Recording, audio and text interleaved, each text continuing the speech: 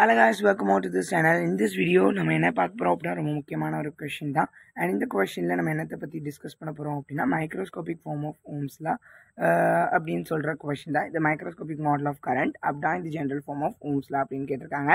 And இதோடைய தியரியும் நீங்கள் கண்டிப்பாக எழுதுற மாதிரி தான் இருக்கும். நான் உங்களுக்கு கதையாகவே சொல்லிடுறேன். இதையே நீங்கள் என்ன பண்ணிடலாம் அப்படின்னா எழுதுறேன். அதுக்குன்னு கதையாக எழுதணுமா அப்படின்னா இல்லை, எப்போவுமே ஃபிசிக்ஸ் நீங்கள் ஆரம்பிக்கிறது கன்சிடர் அப்படிங்கிறது தான். ஸோ என்னென்ன விஷயங்களை எடுக்கிறோம், இதுக்கு என்ன கண்டிஷன் இருக்குது, இதுக்கு என்ன சிம்பிள் நம்ம டினோட் பண்ணியிருக்கோம், என்ன நடக்குது, இதில் டயக்ராமில் நான் என்ன ரெப்ரசன்ட் பண்ணியிருக்கேன், என்னென்ன ஈக்குவேஷனை நான் எடுக்க போகிறேன், அந்த ஈக்குவேஷனை வச்சு நான் என்ன பண்ண போகிறேன், அந்த ஈக்குவேஷனில் ஏதாவது கண்டிஷன் கொடுத்துருக்கேன்னா அந்த ஈக்குவேஷனுக்கான அர்த்தம் என்ன, அட் லாஸ்ட் இதுதான் என் ஈக்குவேஷன். இப்படி தான் நீங்கள் என்ன பண்ணணும் அப்படின்னா முடிக்கணும் ஒரு டெரிவேஷன் கொஷின் அப்படிங்கப்போ. அதாவது கன்க்ளூஷன் அப்படிங்கிறது நம்மளுடைய ஈக்குவேஷன் லாஸ்ட் நம்மளுக்கு கிடைக்கிறது.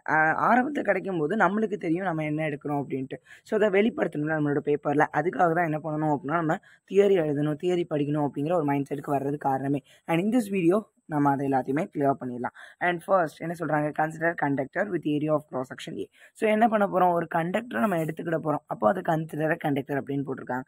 With area of cross section A. அதுக்கு ஏரியான்னு ஒன்று உண்டு இல்லை. ஸோ ஒரு குறிப்பிட்ட ஏரியாவில் எவ்வளோ கரண்ட் போகுது அப்படிங்கிறத நம்ம பார்க்கணும். ஸோ அப்படி பார்க்கறதுக்காக அதோடைய area of cross section A அப்படின்னு எடுத்துக்கிறோம். Let an electric field E be applied it from right to left.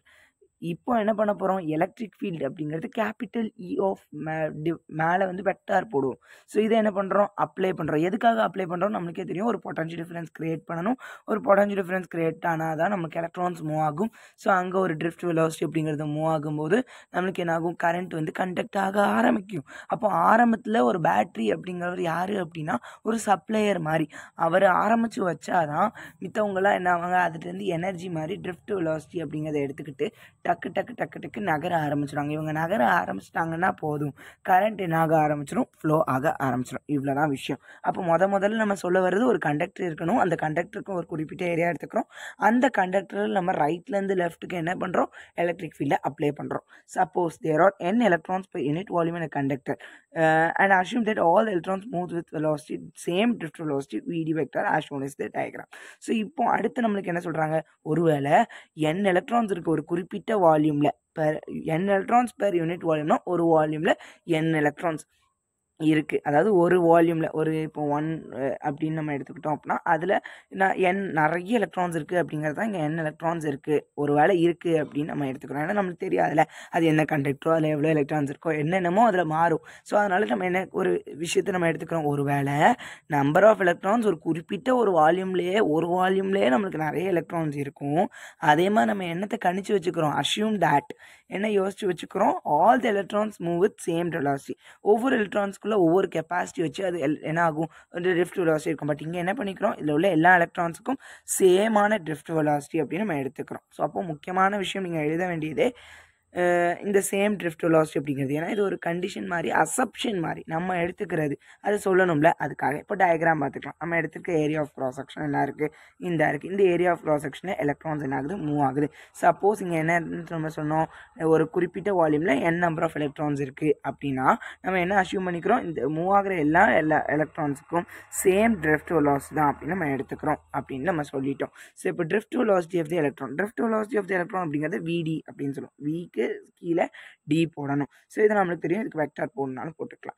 ஒருவேளை electrons moves through the distance dx within a small interval of time. So dx அப்படின்னா என்ன அப்படின்னா ஒரு பெரிய கண்டக்டரில் அதோட அளவு x அப்படின்னு பார்க்கும்போது அதில் குறிப்பிட்ட ஸ்மால் x அப்படின்னு நம்ம எடுக்கிறது தான் dx அப்படின்னு அர்த்தம். ஸோ ஒரு குறிப்பிட்ட ஏரியா. ஸோ இப்போ dx அப்படிங்கிறத நம்ம என்ன பண்ணிட்டோம், இங்கே எடுத்திருக்கோம். அப்போ ஒரு குறிப்பிட்ட டிஸ்டன்ஸில் எலக்ட்ரான்ஸ் என்ன ஆகுறாங்க, dx அப்படிங்கிற டிஸ்டன்ஸில், அதுவும் ஒரு ஸ்மால் டிஸ்டன்ஸ்னால் அதோடைய டைமும் ஸ்மாலாக தான் இருக்கும். அதனால் டிடி ஒரு ஸ்மால் இன்டர்வல் ஆஃப் டைமில் என்ன ஆகுது, மூவ் ஆகுது. அப்போ நம்மளுக்கு என்ன தெரியும், வெலாசிட்டி அப்படிங்கிறது நம்மளுக்கு displacement by time taken.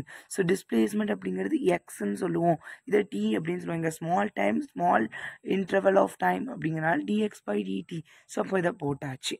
So இப்போ நம்மளுக்கு டிஎக்ஸ் கண்டுபிடிக்கிறதுக்காக தான் இதை எடுத்தோம். இல்லைனா நம்ம விடி அப்படின்னு நம்ம ஈக்குவேஷன் படிச்சிருக்கோம். ஸோ அதையும் நம்ம போட்டுடலாம் அப்படிங்கிறதுனால இங்கே நீங்கள் எதை ஞாபகம் வச்சுக்கணும், இதை ஞாபகம் வச்சுட்டு நம்ம இப்படி மாற்றி எடுத்து வச்சுக்கிறோம். ஸோ அதுதான் இங்கே நம்ம டயக்ராம்லேயும் விடி டிடி அப்படின்னு இங்கே போட்டிருக்காங்க டிஎக்ஸுக்கு நேராகவே. ஸோ இதுக்கு அடுத்து நம்ம பார்க்க போகிறது என்னது, சின்ஸ் ஒரு A is the area of cross section of the conductor, the electrons available in a volume of length அது ஒரு லென்த், அந்த லென்த்தில் டிஎக்ஸ் அப்படிங்கிற லென்த்தில் அதில் வால்யூமில் இருக்கிற எலக்ட்ரான்ஸ் அப்படிங்கிறது எப்படி கண்டுபிடிக்கணும் அப்படின்னா அதோட வால்யூம் இன்ட்டு அந்த குறிப்பிட்ட ஒரு வால்யூமில் எவ்வளோ எலக்ட்ரான்ஸ் இருக்குது, நம்பர் ஆஃப் எலக்ட்ரான்ஸ் இருக்குது அப்படிங்கிறது தான். ஸோ அப்போ நம்மளுக்கு என்ன தெரியும், வால்யூம் அப்படிங்கப்போ நம்ம ஏடிஎக்ஸ் அப்படின்னு போட்டுட்டோம். Adx into number of electrons அப்படிங்கிறது எனக்கு என்னது அப்படின்னா என் அப்படிங்கிறதுனால நான் என் போட்டிருக்கேன். ஸோ டிஎக்ஸ் அப்படிங்கிறது அதோடைய லென்த். ஸோ லென்த் அதே மாதிரி டோட்டல் சார்ஜ்னா volume of element dq. So dq அப்படிங்கிறது இப்போ டிஎக்ஸ் அப்படிங்கிறது டிஸ்டன்ஸ், ஸ்மால் டிஸ்டன்ஸ், அந்த ஸ்மால் டிஸ்டன்ஸில் இருக்கிறது ஸ்மால் இன்டர்வல், அப்போ அங்கே இருக்கிற சார்ஜ் ஸ்மால் சார்ஜ், அப்போ டிக்யூ. அப்போ டோட்டல் சார்ஜ்னா வால்யூம் எலிமெண்ட், வால்யூமில் டிக்யூ அப்படிங்கிற டோட்டல் சார்ஜ், அப்போது அதோடைய சார்ஜ் எத்தனை நம்பர் ஆஃப் எலக்ட்ரான்ஸ் அந்த வால்யூம் எலிமெண்ட்டில் இருக்குது. இப்போ நம்மளுக்கு எத்தனை நம்பர் ஆஃப் எலக்ட்ரான்ஸ் இந்த வால்யூம் எலிமெண்ட் அப்படின்னு நம்ம பார்க்கும்போது டிக்யூ.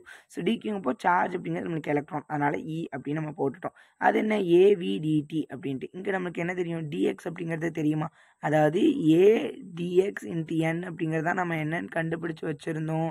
இங்கே volume of the length dx அப்படின்ட்டு. ஸோ அப்போ ஏ எனக்கு விடிடிடி இன்ட்டு என். ஸோ அதை நான் அங்கே சப்ஸ்டியூட் பண்ணிடுறேன். ஸோ இதை நீங்கள் இது ஃபஸ்ட் ஈக்குவேஷன் செகண்ட் ஈக்குவேஷன் போட்டுக்கலாம், அது உங்களோட விஷயம். பட் நான் இங்கே இது பண்ணுறோம். இப்போ நம்மளுக்கு டிக்யூ கண்டுபிடிச்சிட்டோம். அப்போ கரண்ட் வந்து ஒரு குறிப்பிட்ட ஸ்மால் சார்ஜில் அங்கே இருக்கிறது ஸ்மால் இன்டர்வல் ஆஃப் டைம். அப்போது நம்மளுக்கு தெரியும் ஐ அப்படிங்கிறது டிக்யூ பை டிடி. அப்போ டிக்யூ டிவைடட் பை டிடி அப்படின்ட்டு இருக்கும். ஸோ டிவைடட் பை இப்போ டிடியே போடுவோமே, இங்கேயே நான் போட்டு காமிக்கிறேன். டிவைடட் பை டிடி போட்டேன் அப்படின்னா டிடி கேன்சல் ஆயிரும். அப்போ எனக்கு மிச்சம் இருக்கிறது இதுதான். ஸோ இந்த இதுதான் நம்மளுக்கு என்ன இருக்கும் அப்படின்னா கரண்ட் கிடச்சிருக்கும். இப்போ இந்த கரண்ட்டோடு நம்ம நிப்பாட்டிட முடியுமா, இங்கே தான் கரண்ட் டென்சிட்டி ஒரு முக்கியமான விஷயத்தை உருவாக்குது. ஸோ கரண்ட் டென்சிட்டி அப்படிங்கிறது என்ன அப்படின்னா ஒரு குறிப்பிட்ட ஏரியாவில் அந்த கண்டக்டரோட குறிப்பிட்ட ஏரியாவில் எவ்வளோ கரண்ட் இருக்குது அப்படிங்கிறது தான் அப்படின்னு நமக்கு தெரியும். அதே மாதிரி SI unit of current density அப்படிங்கிறது நான் ஆல்ரெடி நிறைய வீடியோஸில் சொல்லியிருக்கேன். கரண்ட்டோட யூனிட் ஏ ஆம்பியர், அண்ட் இது மீட்டருடையது இது.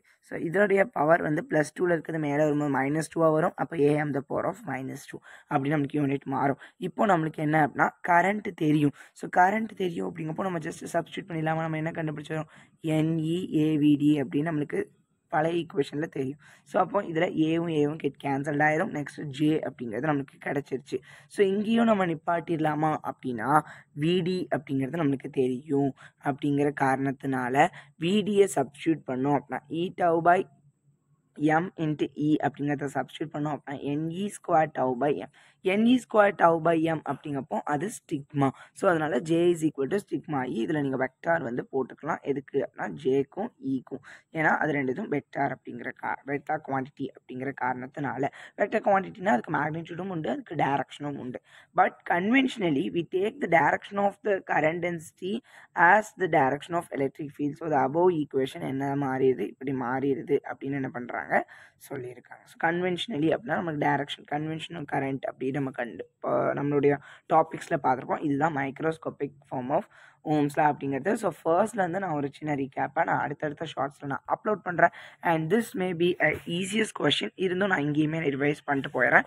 ஒரு கண்டக்டர் எடுத்துருக்கோம், அதுக்கு ஒரு ஏரியா இருக்குது, அதுக்கு எலக்ட்ரிக் ஃபீல்ட் இ வெக்டார் அப்படிங்கிறது ரைட்லேருந்து லெஃப்ட் நம்ம அப்ளை பண்ணுறோம். ஒரு குறிப்பிட்ட வால்யூமில் n நம்பர் ஆஃப் எலக்ட்ரான்ஸ் இருக்குது. அப்படி n நம்பர் ஆஃப் எலக்ட்ரான்ஸ் இருக்கும்போது இதில் உள்ள எலக்ட்ரான்ஸ் எல்லாமே எதில் மூவ் ஆகுது அப்படின்னா சேம் ட்ரிஃப்ட் வெலாசிட்டி தான்ப்பா மூவ் ஆகுது அப்படின்னு சொல்லியிருப்போம். இப்போ ட்ரிஃப்ட் வெலாசிட்டி என்ன அப்படின்னு பார்க்குறோம். முதல்ல வெலாசிட்டி அப்படிங்கிறது என்ன அப்படின்னா displacement by time taken. So displacement அப்படிங்கிறது dx. அப்போ dx அப்படிங்கிறத நம்ம கண்டுபிடிச்சு வச்சுக்கிறோம். எதுக்காக dx அப்படிங்கிறது கண்டுபிடிக்க போகிறோம், நம்மளுக்கு j இன் டேர்ம்ஸில் தான் ரிசல்ட் வேணும். j வேணும் அப்படின்னா நம்மளுக்கு கரண்ட் வேணும். கரண்ட் வேணும் அப்படின்னா அது எவ்வளோ சார்ஜ் போகுதுன்னு தேவை. ஸோ இது இப்படி நீங்கள் ரிவர்ஸில் பார்த்தீங்கன்னா உங்களுக்கு ஈஸியாக இருக்கும். இப்போ சார்ஜ் வேணும் அப்படின்னா அதில் வால்யூம், ஒரு குறிப்பிட்ட வால்யூமில் எவ்வளோ எலக்ட்ரான்ஸ் மூவ் ஆகுது அப்படிங்கிறது தெரியணும். ஸோ இப்படி ரிவர்ஸில் பார்த்தீங்க அப்படின்னா இந்த கொஷின் ரொம்ப ஈஸியாக இருக்கும். நீங்கள் ஃபர்ஸ்ட் ஈக்குவேஷன் செகண்ட் ஈக்குவேஷன் போட்டுக்கலாம். பட் இங்கே நான் சொல்கிறதுக்காக ஒரு ஸ்லைட்னால என்ன பண்ணுறேன் அப்படின்னா உங்களுக்கு ஈஸியாக சொல்கிறேன். அண்ட் அடுத்த வீடியோவில் நான் உங்களோட வந்து சந்திக்கிறேன். Until then, bye from me. Thank you for watching.